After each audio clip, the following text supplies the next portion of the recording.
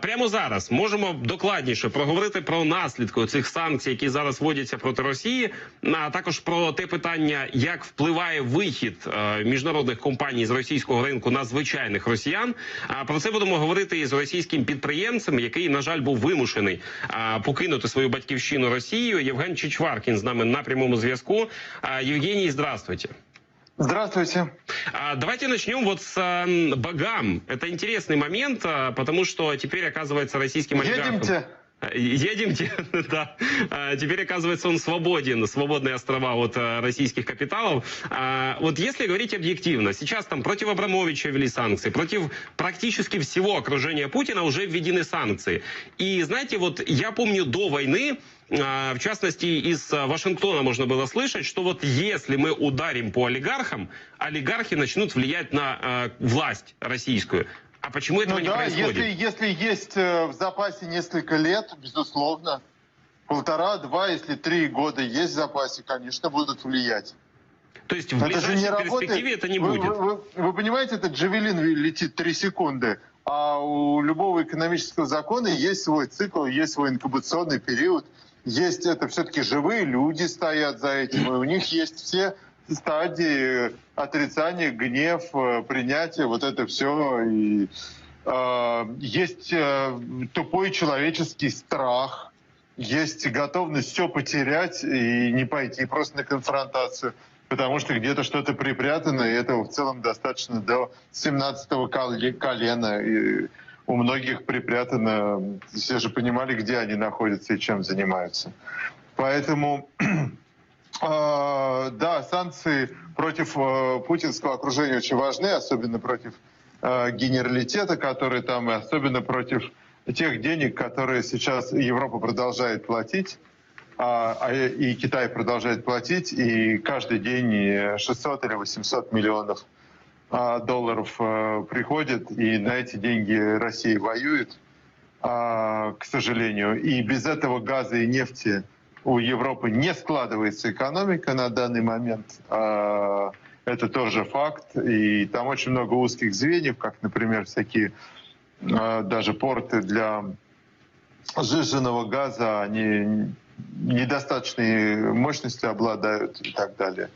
Поэтому Путин это знает, что у него в заложниках не только украинские города, не только свои же министры, не только вся страна, все сотрудники правоохранительных органов, все учителя, все врачи, что у него в заложниках и целая Германия и так далее. И это тот способ, каким он привык общаться.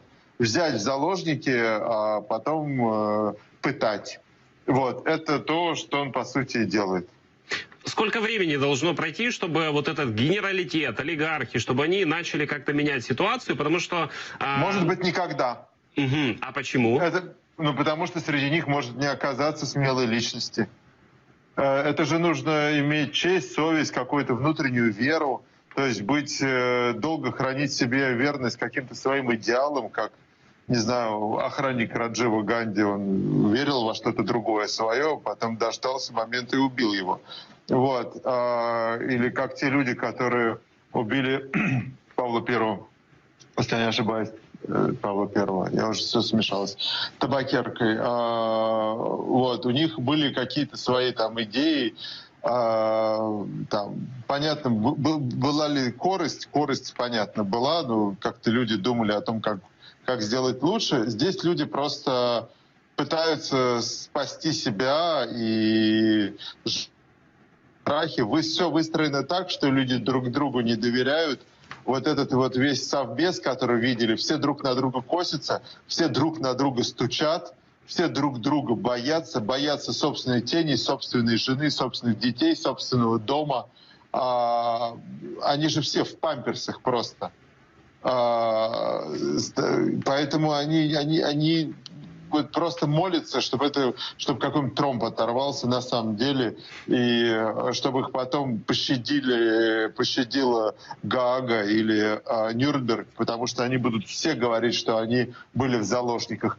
И в этом будет очень много правды.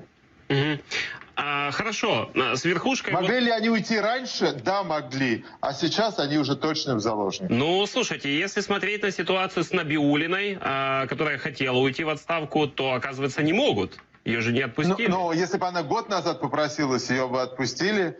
Даже, может быть, 3 или 4 месяца назад ее бы отпустили. Вот. А сейчас она уже будет восприниматься как абсолютный предатель Родины. И, по слухам, там никто из семьи даже уехать не может. Угу. Евгений, вот знаете, хотел попросить вас, помогите понять логику. Компании международные уходят из России. Курс рубля все ниже и ниже. У нас была ниже. гостевая экономика, они просто возвращаются домой. Так. Как шутил рубля... мрачно. Да, курс рубля ниже и ниже. Нет, не совсем так. Он не ниже и ниже. Они начали интервенции, и они его выравнивают нормально уже. Он там в районе 110 каждый день видно, когда эти интервенции проходят. Когда они выбамбливают доллары и евро, чтобы курс стабилизировать. Стресс-тест, который они делали когда-то давно, был на 120, вот, и он проходился очень плохо. Поэтому курс сейчас 110. Вот, поэтому золотовалютные резервы часть арестована, а часть не арестована. И там по миллиарду в сутки полить хватит еще на 300 дней. Вопрос, есть ли эти 300 дней у мира, там, у Украины и так далее. Хорошо, пройдет эти 300 дней. Я вот к чему клоню. Мне, как украинцу, очень сложно понять, почему россияне в ситуации, когда жизнь ухудшается и перспективы не очень радужные, все равно они не хотят вот что-то сделать, какой-то, ну не знаю, назвать это протестом или переворотом или бунтом. Вот этого нету. Вот почему этого нету? Как пел Оксимирон, это коллективизм, это соборность. Здесь очень много нелогичных вещей. У нас, к сожалению, я русский человек и понимаю, у нас есть очень много вещей странных, когда за самый первый раз, давайте так, самую первую армию больше 100 тысяч в России собрали при Софье Алексеевне, то есть старшей сестре Петра I, чтобы идти на Крым, который до этого еще никогда российским не был. И было 2 неудачных похода на Крым, после чего она потеряла власть, и потеряла доверие, и потеряла все, потому что ее любовник оказался неудачным полководцем. Вот. Кстати, но его уже правнуки потом все равно отстроили. И та Массандра — это уже праправнуки вот того самого человека, который попытался первый раз захватить Крым. Но ради Крыма собрали самую большую армию, которая никогда не была вообще российским до этого момента. Вот. Поэтому есть очень много странных вещей. Это сложно понять. Я вот читаю Акунина, где с каждой страницы просто вопль предостережения Путину. И этих страниц там 1000 в этой огромной книге. Вот. Естественно, ни один этот вопль не был услышан. Исторические уроки никто не сделал. Имперское сознание и уклад вот такой, когда все собираются вокруг одного вождя в сложный момент, чтобы не было, и когда победа или там дух или там условная национальная гордость, хоть она сейчас выглядит в абсолютно извращенном, гиперизвращенном виде, вот, она важнее еды, важнее там, не знаю, комфорта. Пусть в огне мирового пожара мой маленький домик сгорит. Это, к сожалению, вот про нас. Это полный мрак, если честно. Это чудовищное мракобесие. Это, суицидальное, вот это абсолютно суицидальное национальное чувство. И оно есть, и Путин это знает, понимает, и на этом достаточно здорово играет. Так или иначе, санкции все равно сработают, просто, опять-таки, у запасов еды, там, у «Магнита» есть там 2 или 3 месяца. А как будут 2 или 3 месяца вести себя россияне, будут ли они начать экономить, и это превратится в 4 или 5 месяцев, либо начать истерически скупать, и это превратится в 6 недель, мы этого не знаем. Мы этого на 100% предугадать не можем. То, что я слышал, они хотят закрыть границы с Казахстаном, а откуда пойдет дешевая еда? Тогда вот фрукты, там, витамины, они откуда пойдут, потому что они все должны идти с юга и так далее. Там одна Армения не прокормит и Азербайджан, если с Азербайджаном будут нормальные отношения. Вот, и так далее. То есть там такое впечатление, понятно, страна управляется в ручном режиме руками Путина. Путину рассказывают о том, что происходит снаружи бункера, рассказывают генералы. Генералы рассказывают, понятно, исходя из своих интересов. Он принимает решения, исходя из своих глубоких верований о том, что он собиратель земель русских и восстанавливает историческую несправедливость падения Советского Союза. Он сейчас собирает русские земли вокруг Москвы, потому что он считает себя лидером номер 1 в мире, единственным, как раз Ганди помер, вот таким национальным супергероем. Он в это искренне реально верит. Я, наверное, здесь соглашусь. Вот. И он психиатрически глубоко больной человек, и это страшно. Звучит очень пессимистично. Получается, что внутри самой России некому убрать Путина. Мы этого не знаем. Это может произойти в любую секунду. Это может произойти в каждый момент. Потому что людям вокруг тоже страшно, и даже очень послушная и самая преданная собака, загнанная в угол, может укусить. И может укусить внезапно, сама того не понимая. И внутри каждого человека, чем ближе к Путину, тем больше, внутри сжатая пружина. Потому что с разжатой пружиной ходить неприлично, могут посадить. И как она разожмется, и в какой-то момент, и как. Это будет суицид, алкоголизм, избиение родственников, либо кокаиновые пляски ночью где-то с блядями и шлюхами. Это по-разному у всех реализуется. Но так или иначе, напряжение огромное везде. Я разговариваю со своими подругами, традиционно поздравляю с 8 марта. Кто-то один сидит, пьет, кто-то ревет, кто-то просит вывести сына призывного возраста, кто-то там просит в долг, кто-то хочет покончить с собой. Ну вот такое у меня поздравление было.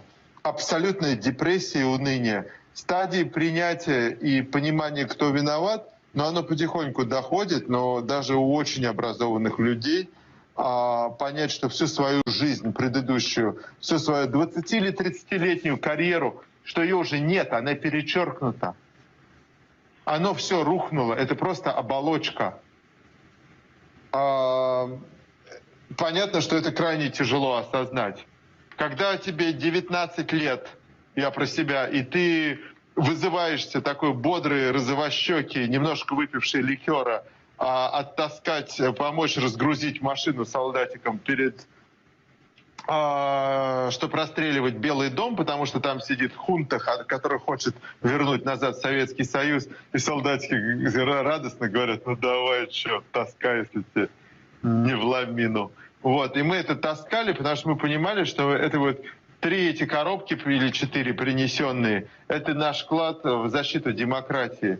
И тогда ты готов меняться, ты готов к изменениям, когда тебе 19. Когда тебе 49 лет, и ты 30 лет строил свою карьеру, строил этот дом, строил это, все строил свой бизнес, у тебя взаимоотношения кредитные, личные, жена, 3 любовницы, собака, кошка, попугай, ипотека, строящийся дом, строящаяся дача. И вот это все в один момент, полудурок, чокнутый абсолютно шизоид, все это множить на 0 для всех в 1 секунду за 2 недели, это стадия принятия, она страшная просто. Евгений, знаете, еще хотел спросить... Я понимаю, что это очень тяжело говорить людям, которые сидят под отстрелом, и когда у беременной женщины разрывает тазовую часть, оба помирают, понятно, что это проблемы москвичей и проблемы первого мира абсолютное ничто по сравнению с тем, что сейчас происходит там в Мариуполе, абсолютное ничто. Но и это невозможно сравнивать и нельзя сравнивать. Но украинцы преисполнены духом, показывают всему миру, что такое национальный дух, как нужно защищать свою родину, как нужно любить свою родину. Это еще большее перерождение нации, чем оба Майдана и протестное голосование за Зеленского. Руководство страны показало себя как мужики с яйцами, а не вот это все. То, что наша бункерная крыса сидит и ядерной кнопкой и с бункером машет всем. Вот. То есть вы достойны уважения, и весь мир смотрит на вас и уважает. К огромному сожалению, Европа, ЕС и прочие абсолютно предательски на данный момент ведут себя. Я говорю на данный момент, потому что я все еще на что-то надеюсь, но я не знаю, сколько еще должно произойти жертв, сколько еще крови выльется, чтобы они одумались, что это война Путина против цивилизации, а не война внутри Советского Союза. Да, напоследок хотел еще вот спросить, знаете, для меня очень дико было сегодня слышать, но, знаете, вы как выходец все-таки из России, вот скажите, ну, это данность России или так оно, или это что-то новое? Сегодня появилась информация, Вашингтон-Пост об этом сообщил, что российская прокуратура, Вашингтон-Пост об этом писал сегодня, о том, что российская прокуратура пригрозила западным компаниям, в частности Макдональдс и IBM, арестом руководства их и конфискацией имущества, если они действительно выйдут с российского рынка. Ну, звучит как пираты какие-то, которые говорят, выйдешь из рынка, арестую и посажу в камеру твоего руководителя. Отлично, это абсолютно путинское мышление. Мы сейчас в одной команде, нам тяжело, а дезертиров будем расстреливать и вешать на ареях. Это то же самое, что произошло с Набиуллиной. Только он не понимает, где свое, где колхозное. То есть, если Набиуллин он может напугать, пусть он напугает, так, отлично, пусть арестовывает. Чем быстрее он арестует западные компании и западные самолеты, тем быстрее они одумаются и поймут, что это война против них тоже, а не внутри бывших республик СССР, которые друг другу Крым дарили на бумажке. Простите за очень грубое и жесткое сравнение. Да, я понимаю прекрасно. Действительно, пока не ударят по ним самим, наверное, они как-то проснутся не готовы. Пусть арестовывает все к херам. Вот реально. Евгений, на этой ноте буду благодарить вас за то, что присоединились к нашему эфиру. Евгений Чичваркин, российский предприниматель. Спасибо большое. Спасибо вам большое за то, что присоединились.